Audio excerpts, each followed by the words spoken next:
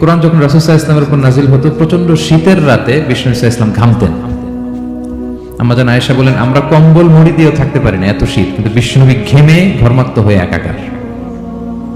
ওটের উপর বসে থাকা অবস্থায় যখন কোরআন নাজিল হতো, ওটগুলো মরুভূমির মধ্যে বসে পড়তো ডিরেক্টলি।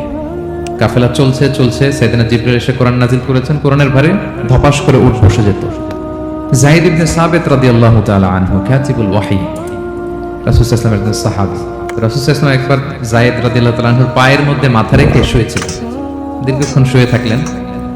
যায়েদ রাদিয়াল্লাহু তাআলা আনহু বলছেন, আমার কোনো কষ্টই হচ্ছে না। হঠাৎ করে কোরআন নাজিল হতে লাগলো। কি নাজিল হতে লাগলো? কোরআন। যায়েদ রাদিয়াল্লাহু তাআলা আনহু বলেন, দীর্ঘক্ষণ রাসূল সাল্লাল্লাহু আলাইহি ওয়াসাল্লাম আমার পায়ের উপর মাথা রেখে শুয়ে আছেন, কিন্তু আমি টেরই পাচ্ছি না। কিন্তু যখন কোরআন নাজিল হতে লাগলো, মনে হলো যে আমার পাটা ভেঙে খান খান হয়ে যাবে। রাসূল সাল্লাল্লাহু আলাইহি ওয়াসাল্লামের মাথার ওজন এত বেড়ে গেল।